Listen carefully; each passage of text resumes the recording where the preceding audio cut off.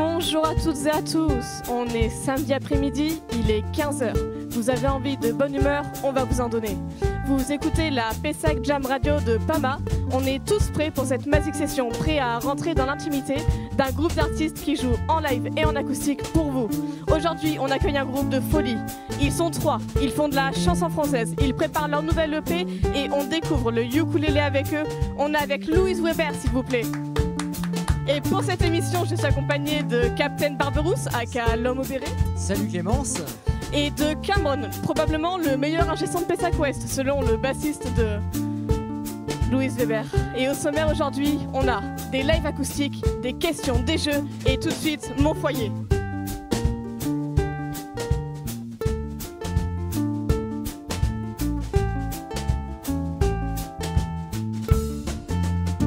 Oh, je t'en prie, laisse-moi.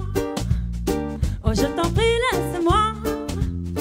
Oh, je t'en prie, laisse-moi réparer mon foyer. Oh, je t'en prie, laisse-moi. Oh, je t'en prie, laisse-moi. Où jamais tu ne pourras, oh mon cœur, y habiter. Partout des fuites, des fissures, les décombres de mes désillusions et de mes souvenirs sombres.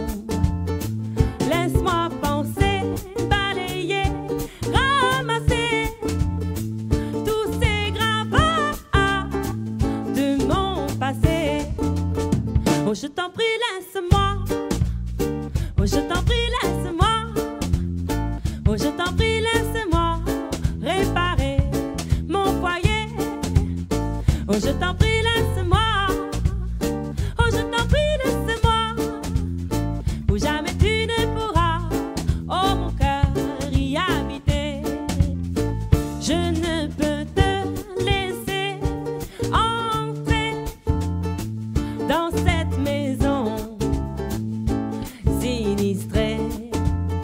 Je dois d'abord reconstruire afin que tu puisses te blottir dans un doux lit accueillant, de rire et de joie débordant. Oh, je t'en prie, laisse-moi. Oh, je t'en prie, laisse-moi. Oh, je t'en prie, laisse-moi réparer mon foyer. Oh, je t'en prie, laisse-moi. Oh, je t'en prie, laisse-moi.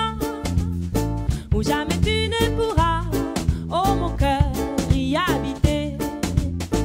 Je ne peux te laisser attendre en vain, toi, ma belle âme, au cœur tendre.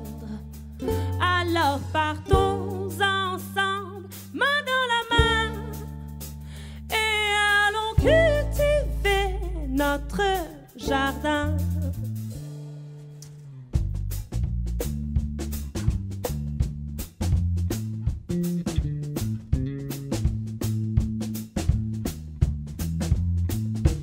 Oh, laisse-moi, laisse-moi.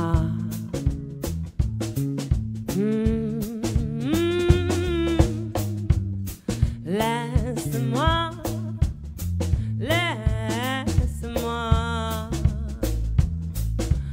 Oh, laisse-moi, laisse-moi. Oh, mon cœur.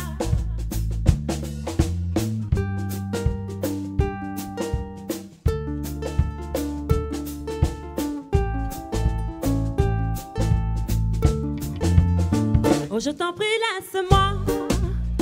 Oh, je t'en prie, laisse-moi. Oh, je t'en prie, laisse-moi réparer mon foyer. Oh, je t'en prie, laisse-moi. Oh, je t'en prie, laisse-moi. Où jamais tu ne pourras, oh mon cœur, y habiter. Oh, je t'en prie, laisse-moi. Oh, je t'en prie, laisse-moi. Oh, je t'en prie, laisse-moi réparer mon foyer. Oh, je t'en prie, laisse-moi. Oh, je t'en prie, laisse-moi. Où jamais tu ne pourras,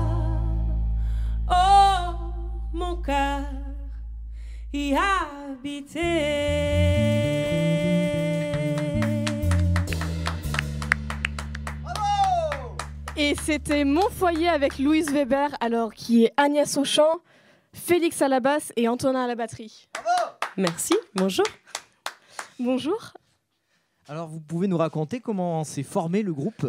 Comment s'est formé le groupe ? J'avais des compos quelque part dans mes tiroirs et j'ai mis du temps avant de me dire qu'il fallait que je trouve les musiciens. Et en fait, on se connaît d'un autre projet, d'un groupe de ska rocksteady qui s'appelle Trendstone. Et voilà, sachant que je savais déjà humainement et musicalement comment étaient Antoine et Félix, je les ai invités à partager cette folle aventure avec moi. Donc si on comprend bien, ce sont vos compositions et eux, ce sont les musiciens qui arrangent aussi éventuellement. Éventuellement, complètement. C'est vous la chef en fait. C'est un peu ça. Et alors, vous allez vous apprêter à enregistrer votre premier EP, Chanson Ukulélé Lente. Un EP, c'est quand même toute une aventure, c'est tout un univers. À quel moment on se sent prêt ? À quel moment on sent que le projet est prêt à l'épreuve de l'enregistrement ?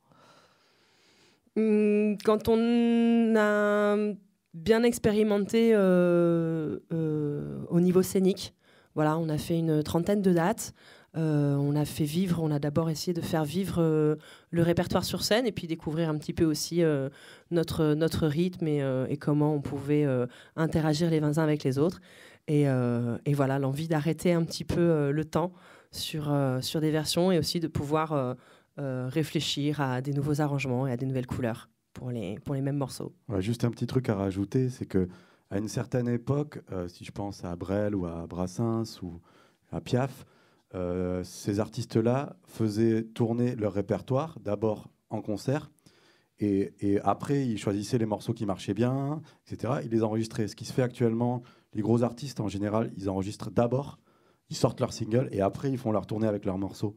Donc nous on est plutôt, par rapport à ça, on se place plutôt à l'ancienne. C'est-à-dire on veut que le morceau vive d'abord sur scène. C'est ça qui va influencer comment il va être enregistré, comment il va être arrangé. Voilà, c'est une différence assez importante pour nous. Et donc au final, vos auditeurs connaîtront déjà un peu le projet au moment où il arrivera sur CD, sur vinyle, en numérique peut-être. Quels seront les formats ? Pour les trois ? Pour les formats, a priori, on aurait beaucoup du vinyle. Mais, oui, j'ai un amour pour le vinyle, donc j'aimerais beaucoup le format vinyle. Après, on verra ce qui se présente et ce qu'on peut faire. Et comment et à qui allez-vous le distribuer ? Au monde entier, à la galaxie. Non, pour l'instant, pour répondre à cette question, il n'y a pas de distributeur attitré, il n'y a pas de label non plus. Tout ça est autoproduit. Voilà. Après, on ne sait jamais. Il peut y avoir quelqu'un que ça va intéresser. Il faut savoir que les labels, maintenant, ont beaucoup moins de moyens qu'avant. Donc, en général, si on trouve quelqu'un déjà qui va distribuer ça, ce sera bien. Voilà, pour ce qui est de la production, on s'en charge nous-mêmes. Et parce qu'on n'a pas trop le choix et puis aussi parce que ça nous plaît de faire les choses nous-mêmes. Et c'est là aussi qu'on voit que le métier d'artiste a changé et qu'aujourd'hui il faut tout faire. Il faut faire à la fois la musique, les compos, puis la distribution derrière. Nous sommes des artisans de la musique. Exactement. Ça va ressembler à quoi cette EP ? Ça sera du live, des prises live ou du piste par piste ? Ouh là là, beaucoup de questions. J'ai envie de laisser un peu de mystère parce qu'il y aura un peu tout en fait. Ça dépend des morceaux, ça dépend de la dynamique qu'on cherche, ça dépend des motifs qu'on cherche à faire. Voilà, donc il peut y avoir des deux. Mais j'aime bien garder la part de mystère. Fabrication, secret de fabrication. Alors du coup, comment est-ce que vous composez ? Alors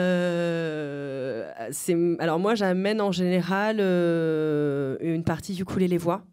Voilà, je compose de mon côté et j'amène aux garçons ce que j'ai écrit. Il y a quelques morceaux qui ont été réarrangés et les grilles ont été retravaillés, mais la plupart du temps, voilà, la grille mélodie et texte, c'est moi. Et après, on fait un brainstorming à trois et on essaye tout type de couleurs. Et à propos des textes, que racontez-vous dans cet album ? Beaucoup d'histoires très personnelles. Après, voilà, j'avais pas cette prétention, mais le retour des gens, voilà, c'est qu'il y a une identification assez facile sur certaines thématiques. Évidemment, ça parle d'amour, de nature, d'émotion. On parle de voyage, on parle d'enfance, on parle de spleen aussi, de nostalgie. Voilà, des choses assez standards, assez la métaphysique pour tout le monde. Ce qui est peut-être un petit peu moins standard, c'est qu'elle a tendance à se mettre relativement à nu. Alors, on est à la radio, donc chers auditeurs, vous ne profitez pas de la vue, mais en général, voilà, dans ses textes, elle se met quand même pas mal à nu. Et ça, c'est assez original. Voilà. Au niveau du batteur, Antonin, j'ai remarqué que tu jouais assis sur un caron sur certains des lives. Batterie plutôt ballet. Quelle est la technique pour être à la fois batteur et percussionniste ? Bah, ça, je sais pas trop. Bon, je suis plutôt batteur quand même. Hein. C'est pour ça que maintenant, je joue sur une batterie, on va dire. Non, mais en fait, au début, on voulait vraiment une connotation très acoustique. On voulait faire en sorte que la voix, qu'on puisse entendre la voix presque sans être pris. Donc, avec une batterie, avec une grosse caisse, c'était pas possible. Donc, on a commencé à travailler comme ça, avec une ambiance assez acoustique, d'où le caron comme grosse caisse, avec ballet ou fagot. Et puis on a commencé à faire des grosses scènes assez vite. Et sur les grosses scènes, c'est vrai que c'était plus limité pour envoyer du son. Et puis du coup, je suis repassé sur une batterie parce que finalement, on peut nuancer aussi en fonction de comment on joue. Et puis j'ai mes repères, c'est plus voilà. Puis finalement, ça s'est fait assez naturellement. Donc du coup, voilà, ça m'arrive encore de jouer avec la formule caron dans les petits endroits. Parce que ça marche très bien aussi, mais voilà, finalement, on est repassé sur le... Parce que bon, j'ai un jeu de batteur quand même plutôt que de percussionniste. Hein, voilà. Alors, Louise Hébert, on a cru comprendre que c'était une référence au monde du cabaret. Alors, pourquoi incarner ce personnage ? Alors ça c'est plus mon histoire personnelle. Donc moi, je suis attachée... donc Louise Hébert, c'était... le nom de ville d'une artiste fin 19e qui s'appelait Louise Hébert, et son nom de scène c'était La Goulue. Elle était meneuse de revue, danseuse de French Cancan au Moulin Rouge. Elle a été muse de certains artistes dont Henri de Toulouse-Lautrec. C'est une image emblématique du Paris Montmartre Pigalle de cette époque-là, et pour moi c'est une icône féministe peu connue ou mal méconnue. Et parce qu'à l'époque, c'était une femme grande gueule, avec des rondeurs, qui fumait, qui buvait, qui avait sa vie sentimentale totalement assumée, à une époque où ce n'était pas très évident pour les femmes de s'affirmer comme ça. Et donc, j'aime bien ce côté épicurienne, bonne vivante, et qui se fout un peu du qu'en dira-t-on. Voilà, c'est une personnalité assez forte. Et un personnage qui est créé sur scène aussi, avec des vêtements particuliers, un jeu de scène particulier, une attitude particulière. J'aime bien aussi le côté sur scène, je mets souvent des robes de pin-up, des choses un peu années 50-60, parce que ça me va aussi, et que j'ai ce côté vintage au niveau des courbes. Et puis toujours le petit côté décalé, un petit collier catin, discret, mais petit pied de nez vite fait. Et puis nous avons la chance d'avoir des nœuds papillons en bois qui ont été faits par le papa de Félix. Voilà, on essaie toujours de trouver des petits éléments décalés, donc sans forcément complètement délurer, sortir du côté strict et totalement vintage. Et on Juste à noter, au niveau de la mise en scène, pour l'instant, on est quand même un groupe qui a un tout petit peu plus d'1 an. Donc, effectivement, on se sert des costumes, etc. Il y a la personnalité d'Agnès, qui est une personnalité forte, qu'elle le veuille ou non d'ailleurs. Mais au niveau de la mise en scène, on n'est pas encore réellement... ça va prendre de l'ampleur, on va dire. Bientôt, des cracheurs de feu, des flamants roses et Excellent. plein de trucs. Et dans l'esprit, on a un petit côté, j'ai l'impression, un petit côté années 30, esprit guinguette, bal populaire. Ça vous va si je dis ça, ou ça vous vexe ? Ah non, moi ça me va très bien. C'est un peu l'idée de... Avant tout, la musique et les musiciens sont au service du texte et sont au service de la chanson. C'est-à-dire que tout ce qui se passe au-delà de la mélodie et du texte sont là pour les mettre en valeur. Après, on a ces influences un petit peu musique métissée, musique du monde, parce qu'on ne veut pas s'enfermer dans un carcan de style. D'où ce concept donc, de chanson Ukulele, puisque finalement le seul fil conducteur qu'il y a entre tous les morceaux, c'est le texte en français et c'est l'instrument ukulélé. Et après, on a toutes les libertés possibles. Alors du coup, par rapport à ce personnage que vous avez créé, ça peut donner un aspect un peu compagne. Et est-ce que du coup, vous venez d'un milieu urbain, ou est-ce que c'est une manière pour vous de s'échapper de la ville ? J'avais pas forcément perçu l'aspect campagne. Après, bon, moi, je suis une citadine pure. J'ai vécu en ville, je vis toujours en ville. Voilà. Pardon. Disons qu'après, c'est que moi, je viens de la campagne, puisque je viens de Pessac. Donc, oui. non, c'est vrai, je suis un pur Pessaquais. Mais non, mais on est tous plutôt citadins. Hein. Enfin, je veux dire, ce côté de campagne, non, on n'a pas forcément pensé à ça. Enfin, en tout cas, si c'est le cas, c'est inconscient. Mais pourquoi pas, on n'a rien contre. Hein. Enfin, voilà, c'est pas un problème. Eh bien, écoutez, tout de suite, on vous laisse nous emmener avec Sur la route. Sur la route de la campagne. Exactement. On va faire un petit accordage au préalable. Et le temps de vous dire qu'effectivement, ce morceau-là explique que voilà, dans la vie, on est toujours en train de marcher, d'avancer. Et au fur et à mesure du chemin, on fait de belles rencontres. On accumule les expériences.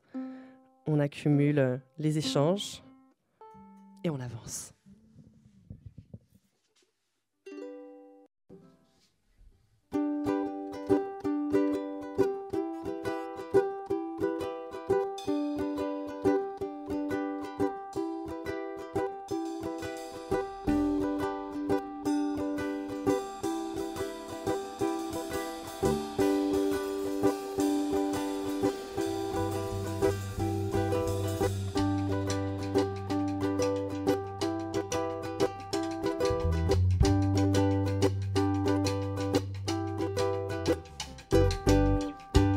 Sur la route, j'en ai vu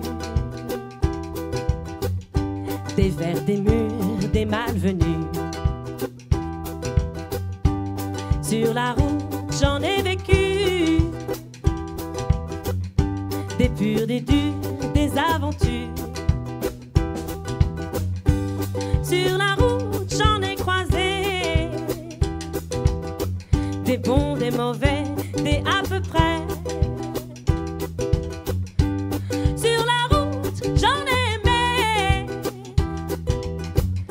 Des anges, des humains, des damnés. Avance, avance à petits pas, le temps s'écoule, avec ou sans toi. Avance, avance à petits pas, le temps s'écoule, avec ou sans toi, avec ou sans toi.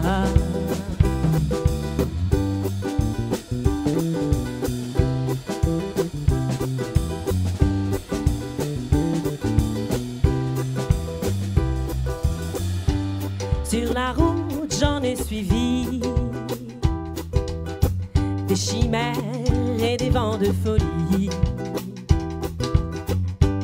Sur la route, j'en ai appris des noms, des chants, des instants de vie. Sur la route, j'en ai souffert, tomber, se lever, croiser le fer.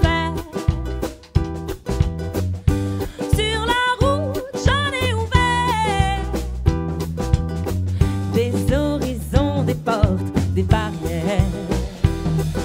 Avance, avance à petits pas, le temps s'écoule, avec ou sans toi.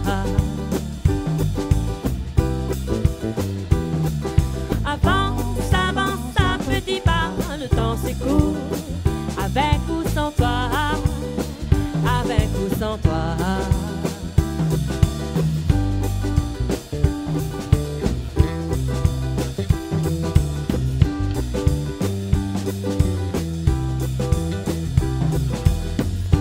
Sur cette route, souvent j'avance, sans savoir où, cherchant ma chance. Sur cette route, parfois je tombe, lorsque je bute dans la pénombre. Sur cette route, pas tous les temps, je crie ton nom dans le vent. Sur cette route de sang et d'or, je marcherai jusqu'à ma mort. Je marcherai jusqu'à la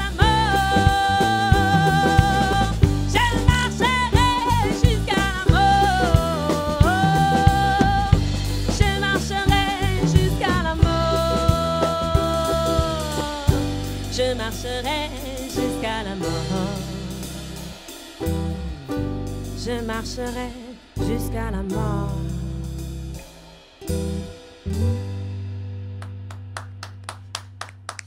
Et c'est Louise Weber qui vient nous faire le morceau Sur la route. Alors écoutez, on a remarqué que vous avez un instrument plutôt particulier, c'est le ukulélé. Et je crois que Nicolas, tu as quelques mots à nous dire sur ça. Et oui Clémence, aujourd'hui Louise Weber défend cet instrument si particulier, le ukulélé. Alors selon l'humoriste François Pérusse, c'est un instrument qui doit son nom au fait que c'est une guitare si petite qu'elle est facile à perdre. Hein. Ukulélé ma guitare, c'est comme ça que c'est né. Mais apparemment c'est pas toujours le cas, parce qu'en fait on a l'habitude de voir le ukulélé soprano, c'est celui que vous avez il me semble Agnès, mais on a des ukulélés de différentes tailles, ça va même jusqu'au ukulélé baryton qui fait pas loin de 50 cm. Alors bon, je vous l'accorde, avoir un ukulélé de taille aussi grosse, c'est idiot. Hein. C'est un peu comme aller au McDo pour commander une salade ou aller au pute pour seulement un bisou. D'autant plus que nous le savons tous, c'est pas la taille qui compte, c'est la manière de s'en servir.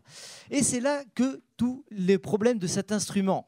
Parce que dans le milieu, on dit que c'est un peu le Sarkozy de la musique, en fait, le ukulélé. Il est petit en taille, mais fort en personnalité, et souvent au bras d'une chanteuse à voix douce.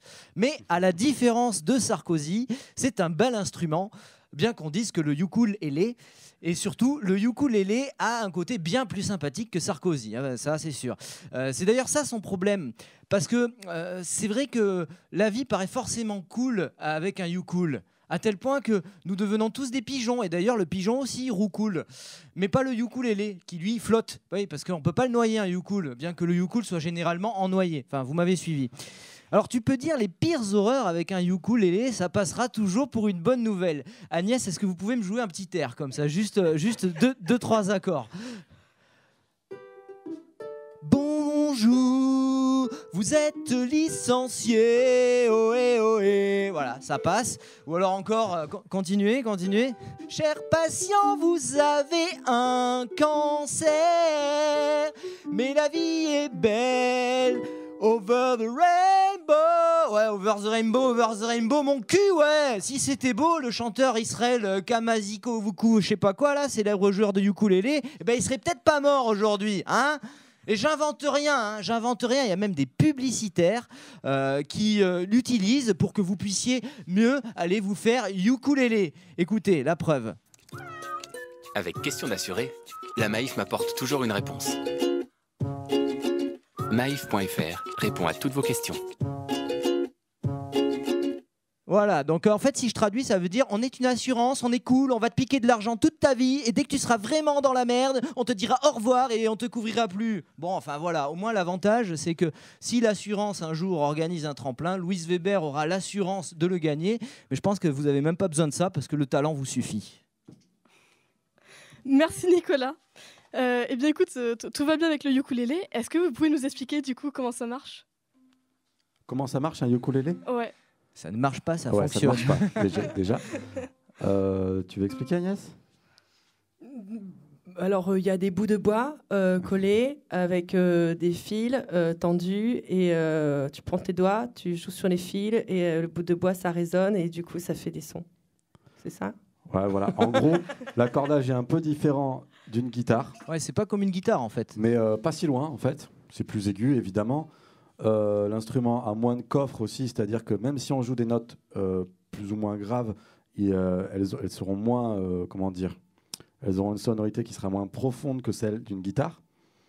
Voilà. Sinon, que dire de plus sur le ukulélé? C'est super pour draguer à la plage. Ouais. Voilà. Ça sent le vécu. Même si vous avez l'impression d'être sponsorisé par la Maïf, non? Ça arrive des fois qu'on vous compare à... Oh, mais je veux bien enregistrer pour la Maïf parce qu'à mon avis, ah ouais, c'est pas mal au niveau des... Ouais, ça doit bien payer, ouais. Il y a des clichés sur le ukulélé que vous voudriez confirmer ou infirmer, le côté drague à la plage, celui-là vous venez de le confirmer. Il y en a d'autres? Souvent, moi, quand je suis dans le tramway, en fait, les gens sont persuadés que c'est un violon. On me demande ce que c'est cette petite guitare. Donc voilà, quand on dit ukulélé, les gens voient à peu près ce que c'est, mais souvent c'est une petite guitare ou un violon. Donc c'est vrai que c'est assez méconnu.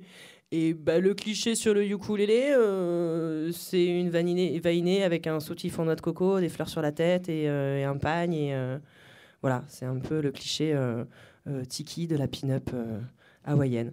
Après, souvent, on me dit « Ah, tu as fait du ukulélé parce que Julien Doré ?» Non. Ce n'est pas le premier ukuléliste de France. Et pourquoi vous avez fait du ukulélé, d'ailleurs ? Quelle est cette histoire, cette rencontre ? C'est pas moi qui suis venue au ukulélé, c'est le ukulélé qui est venu à moi. Tout simplement, un ami, un collègue musicien bordelais, monsieur Guillaume Lacampagne, qui est au détour d'une soirée bœuf dans un bar qui s'appelait La Dibiterie il y a une dizaine d'années. Je l'entends parler qu'il a un ukulélé, qu'il veut s'en débarrasser. Donc je lui ai proposé, je voulais savoir quelle somme, et il m'a dit non, je te le donne, et 5 minutes après, le ukulélé était dans mes mains. Et ensuite, c'est facile à maîtriser ? J'ai passé quelques semaines où il a pris la poussière dans mon salon, et un soir d'ennui, j'ai tapé sur YouTube ukulélé pour les nuls. Et j'ai appris à faire 3 accords de base, Do majeur, Fa majeur, Sol 7. Et ça a fait une compo que vous allez entendre tout à l'heure. À noter quand même que Agnès, avant ça, était déjà une vraie chanteuse, et donc une vraie musicienne. C'est-à-dire, elle n'a pas commencé... c'est important à noter quand même. Il y a eu 10 ans de piano classique dans une vie antérieure. Oui, voilà. Donc quand on passe à un autre instrument, ça peut aider. Tout de suite, c'est un peu plus facile. Et celui-ci, là, le ukulélé, ça fait longtemps que vous l'avez ? C'est l'originel ? Ce n'est pas l'originel. L'originel s'appelle Cookie et est maintenant décoratif. Oui, parce que je leur donne des noms. Celui-ci, Elvis me suit partout depuis 6 ans maintenant. Et j'ai récemment fait l'acquisition de son petit frère jumeau, Elmo. Que vous aurez bientôt la joie d'entendre en concert. Eh bien, écoutez, on viendra avec plaisir. Tout de suite, on vous écoute pour le morceau Yo-Yo. Tout à fait. Donc Yo-Yo, composé sur les 3 accords ukulélé pour les nuls que vous pouvez trouver sur YouTube.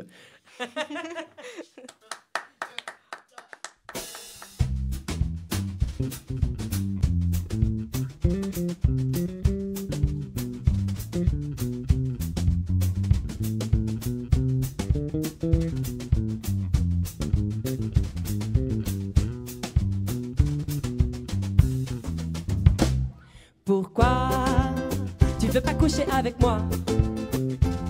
Tu crois peut-être que je suis faite en bois. Dis-moi, t'es peut-être un puceau ou bien comme moi, entre les jambes t'as un vagin. Cette fois, dessous la couette tu me tripotes. Mais moi, je crois que tu m'as pris pour ton pote. Passer une nuit avec toi c'était bien, mais là, ma libido elle est en chien. Ma libido n'est pas un yo-yo. Si tu tardes trop, moi je te dis ciao.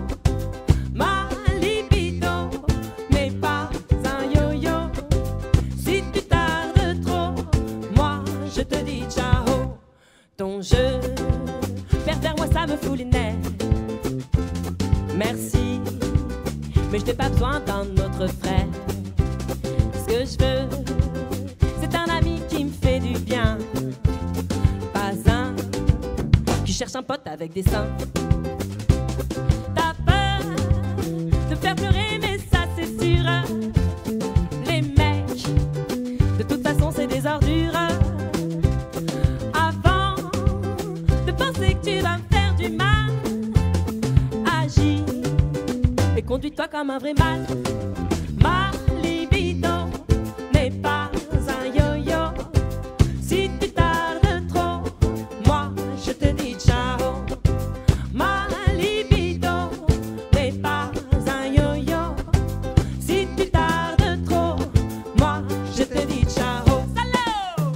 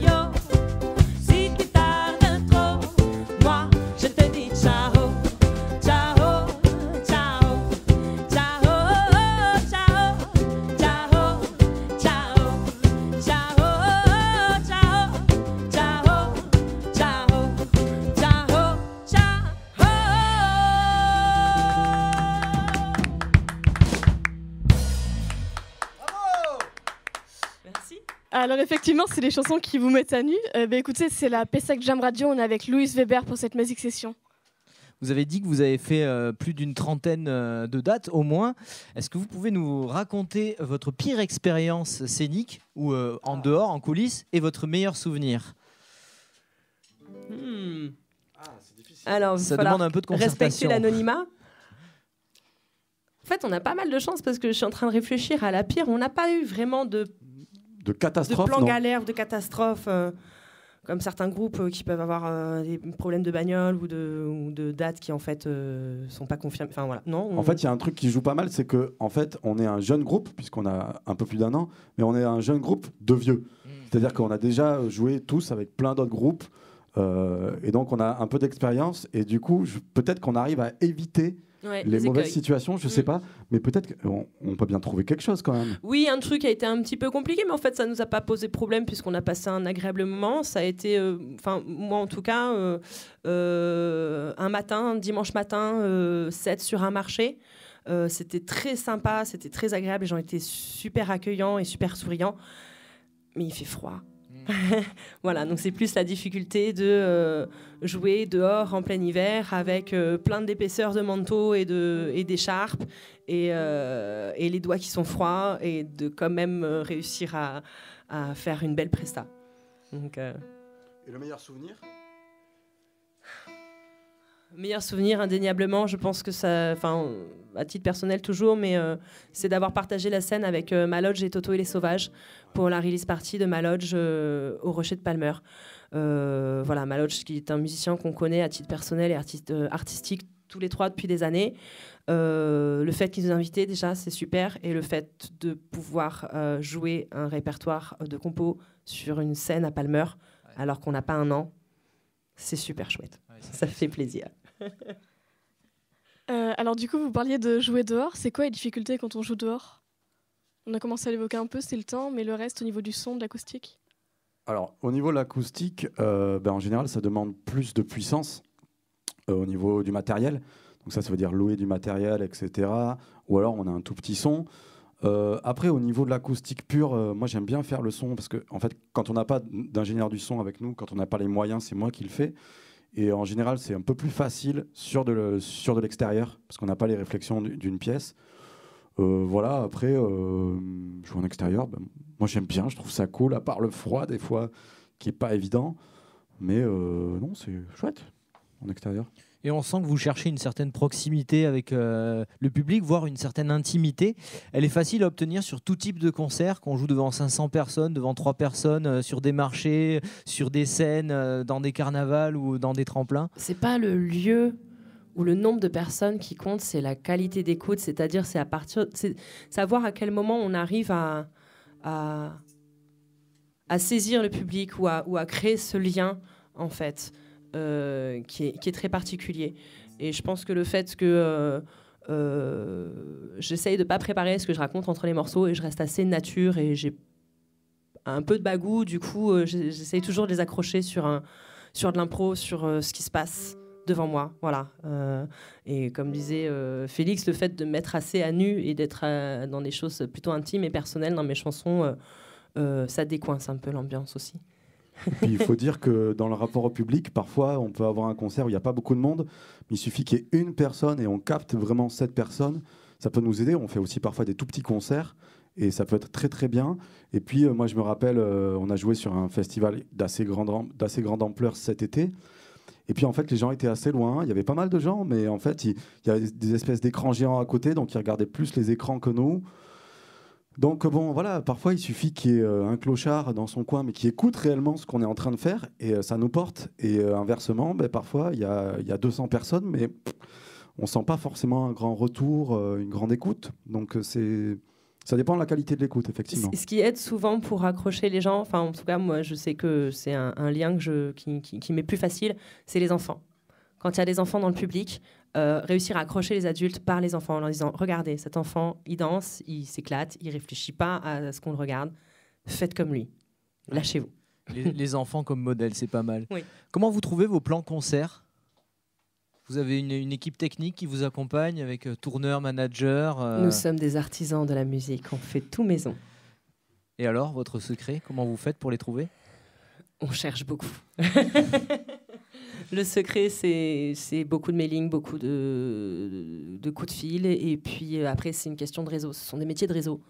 Donc je pense que l'avantage qu'on a, c'est effectivement le fait d'être un jeune groupe de vieux musiciens et d'avoir déjà un carnet d'adresses et des noms. Et on voit à peu près... voilà. Et puis après, il faut y aller au bagou, au gaufre, de démarchage sauvage.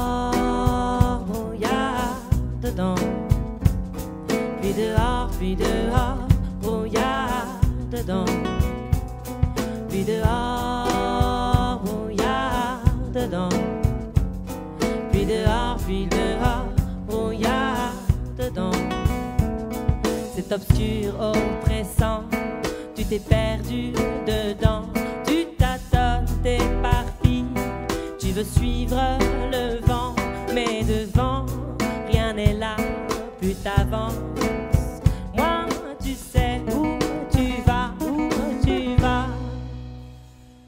plus dehors, brouillard dedans, plus dehors, brouillard dedans. Puis dehors, brouillard dedans. Puis dehors, brouillard dedans. Oh, oh, oh.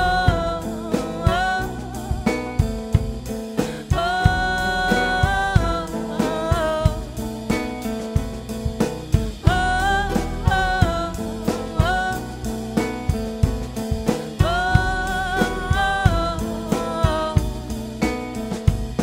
Arrête-toi là, tu n'iras nulle part.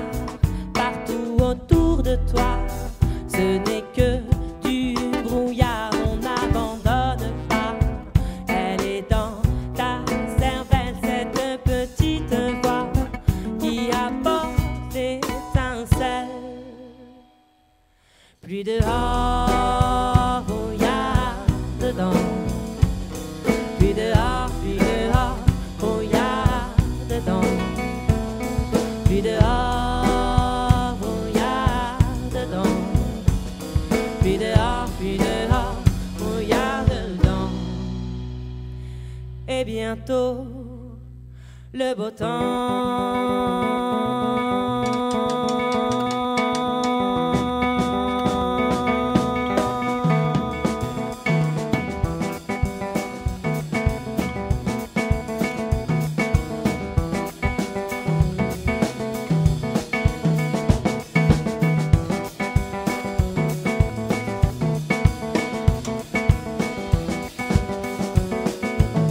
Et bientôt le beau temps. Et bientôt le beau temps. Et bientôt le beau temps. Et bientôt le beau temps.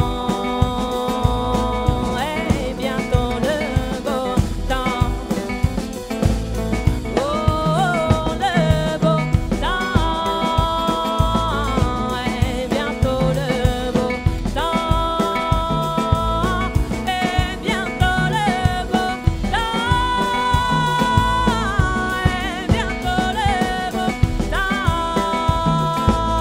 Et bientôt le beau temps.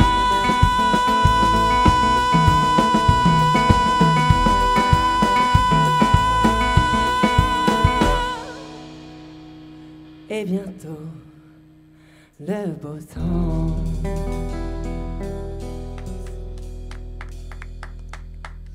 Et c'est Pluie dehors, brouillard dedans de Louise Weber. Vous êtes bien sur la Magic Session de Pessac Jam Radio. Est-ce que vous passez un bon moment? Super. Eh bien, écoutez, c'est génial. Tout de suite, on va attaquer un peu la pédagogie, parce que Agnès, on a entendu que tu faisais des cours de chant. Du coup, ça va être particulièrement par rapport à toi. Alors, raconte-nous, comment on enseigne ça? Eh bien, je n'enseigne pas. Je ne me considère pas comme professeur et j'estime que ce que je fais, c'est pas vraiment du cours, puisque je transmets pas forcément de techniques particulières.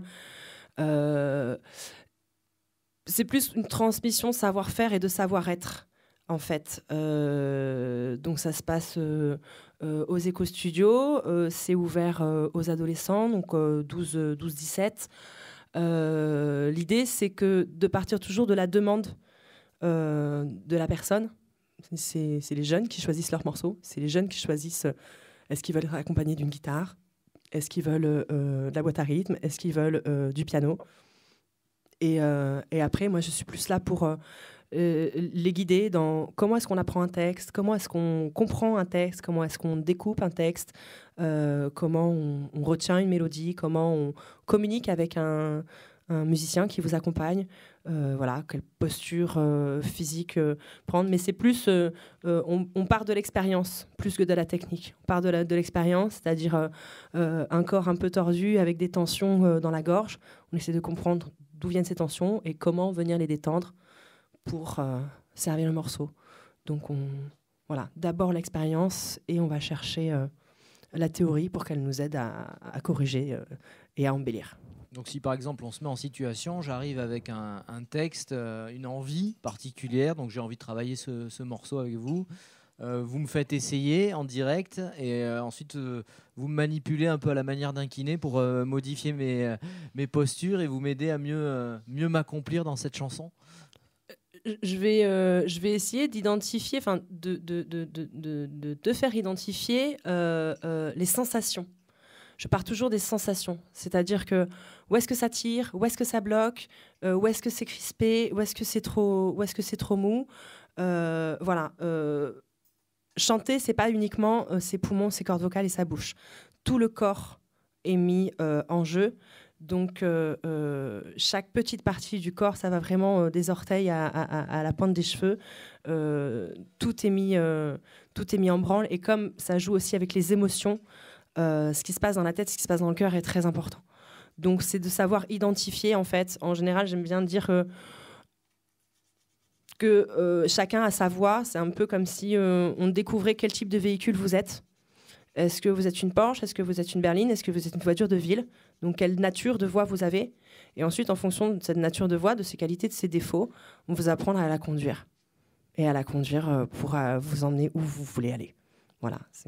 Et en ce sens, est-ce qu'on peut dire que la voix, c'est un instrument comme les autres? C'est le premier instrument. C'est le premier instrument. La voix, le corps, c'est le premier instrument de l'humain. Tous les autres instruments sont des extensions, sont des objets qui sont des extensions de notre corps. Dans le chant, votre instrument, c'est vous. Donc un peu différent des autres. Par exemple, si j'apprends la basse avec Félix, ce ne sera pas le même rapport. On va parler du corps aussi, hein, on va en parler, mais ce n'est pas le même rapport, c'est sûr. Après, un cours de chant, malheureusement, c'est toujours pas remboursé par la Sécu. Voilà, parce que si tu veux aller te faire masser, c'est vrai qu'aller voir un kiné, ça peut être remboursé. Malheureusement, le cours de chant. Et c'est dommage, hein, parce que ça peut aider des gens. Voilà.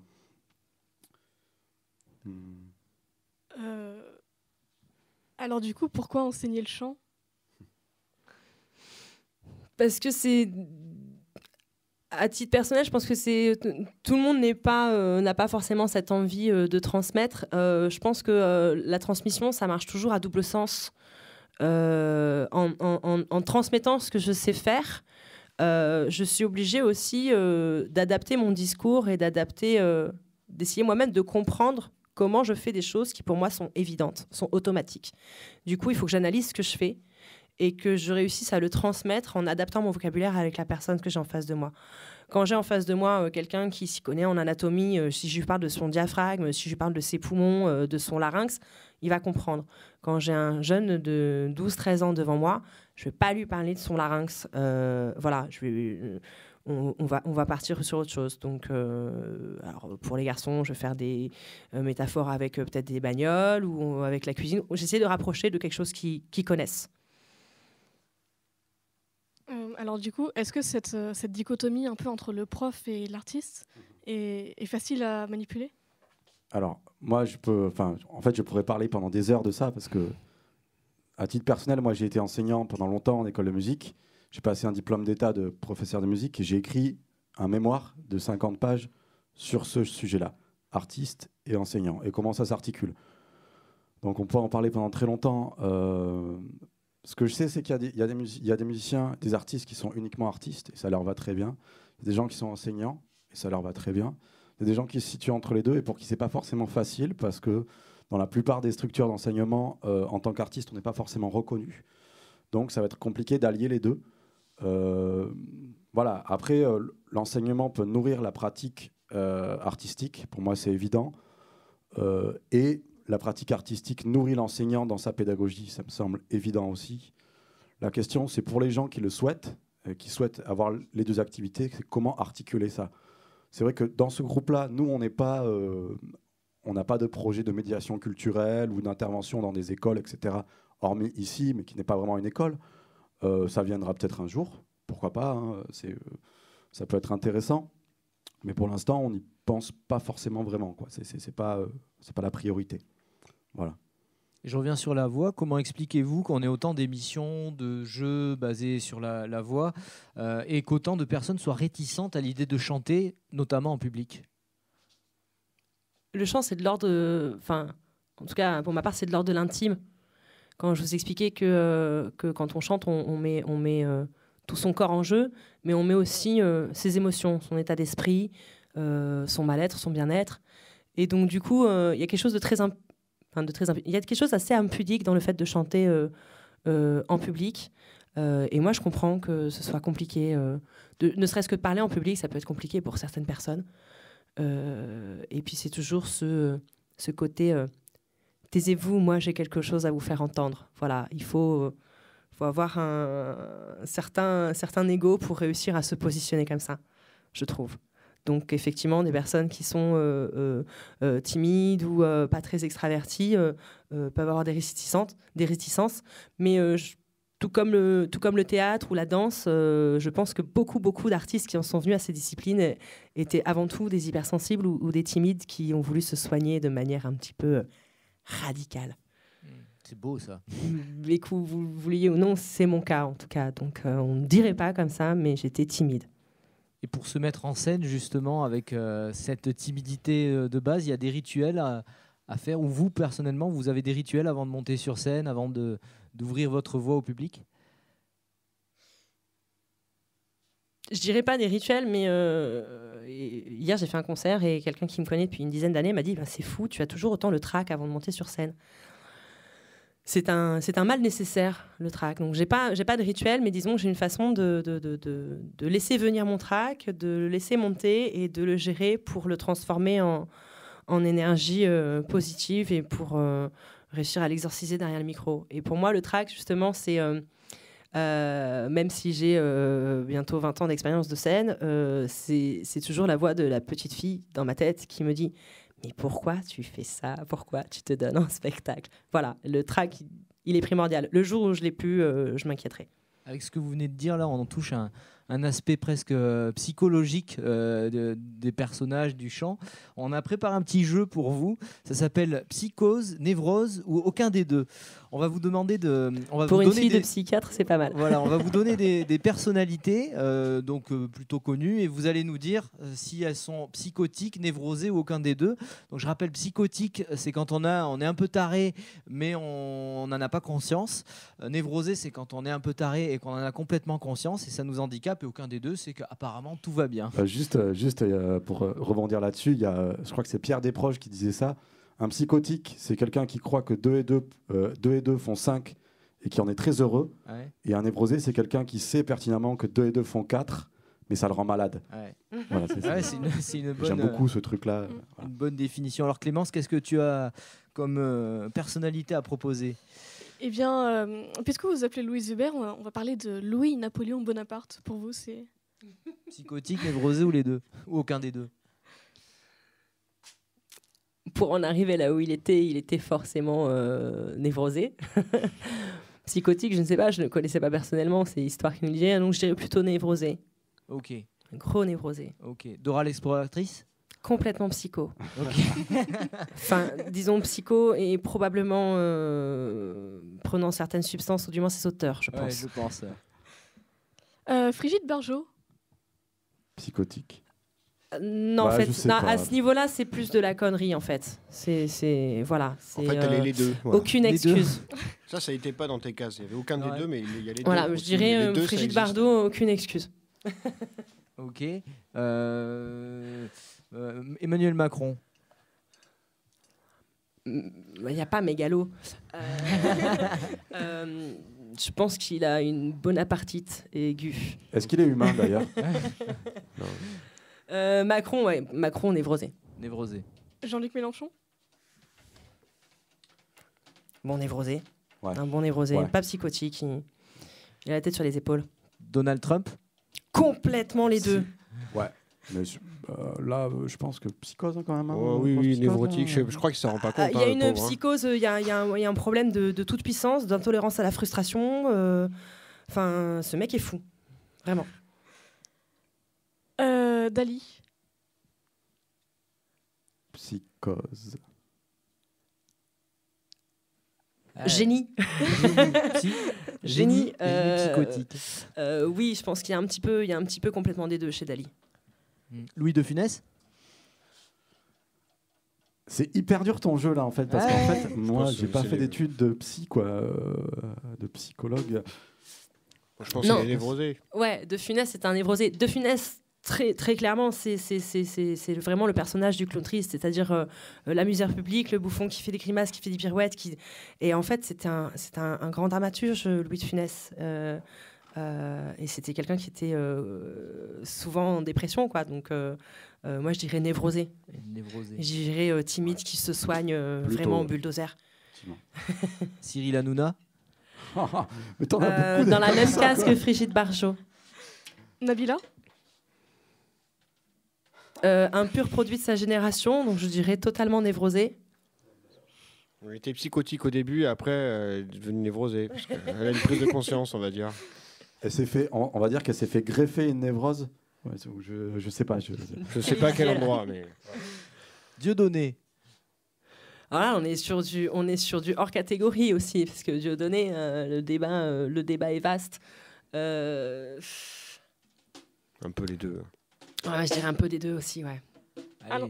une petite dernière pour la route. Louis Non, Weber. Louise Weber. Ah ouais, c'est bien ça. Louise Weber, psychotique, Alors tu névrosé parles de ou aucun des laquelle? deux. Ah, Non, bah, vous. tant qu'on y est. Ah nous. Vous, le groupe. Ouais, nous, on est des gros névrosés. hein. Ouais, plutôt névrosé. Gras. Peut-être qu'on est psychotique aussi sur certains trucs. Névrosé avec une chanteuse psychotique, puisque dans un des textes, j'explique qu'on est plusieurs dans ma tête. Alors, est-ce que je parle de Louise Weber, l'originale, la danseuse de French Cancan, ou de moi? Ce sera à vous de choisir. Mais je dirais 2 tiers, un tiers. Névrosé psychopathe. 2 tiers, 1 tiers, et ça fait plutôt un bon mélange. On va finir avec quelques questions sur ce que vous pensez de la société de manière générale, puisque souvent les artistes ont un regard un peu différent. Quel est le vôtre sur la société? Vaste question. Très, très vaste question.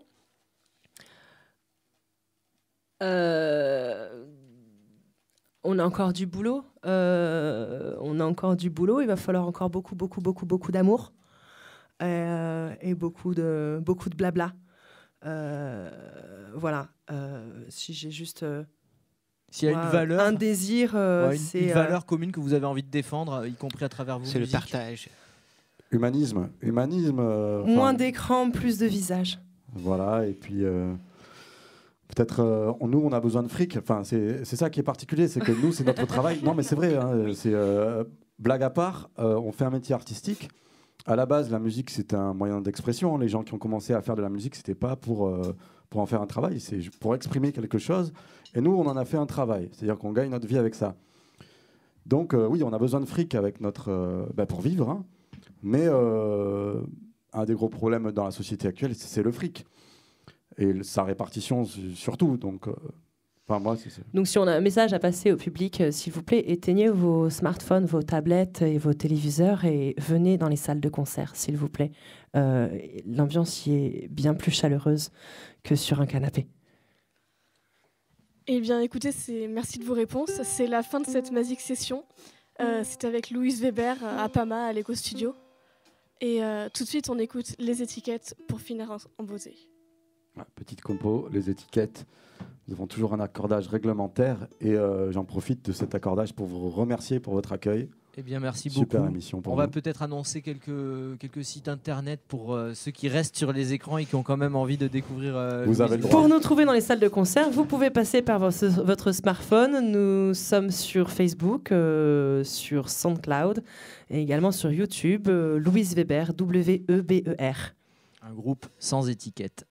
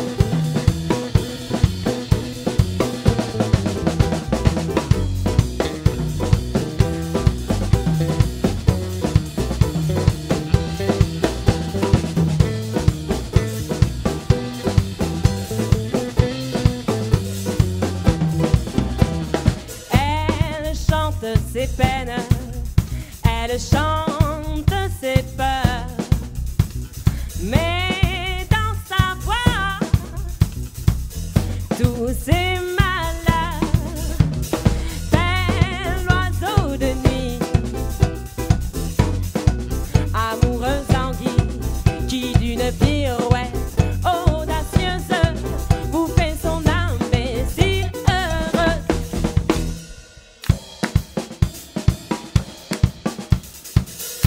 On va en profiter pour remercier.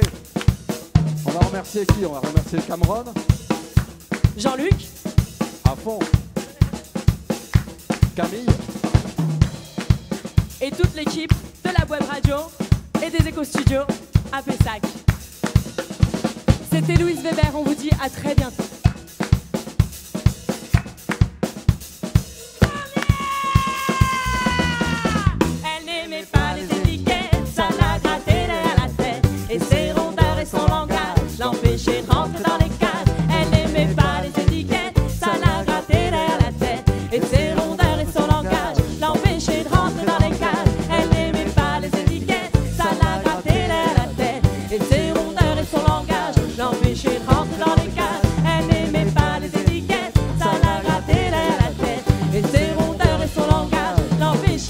dans les cases.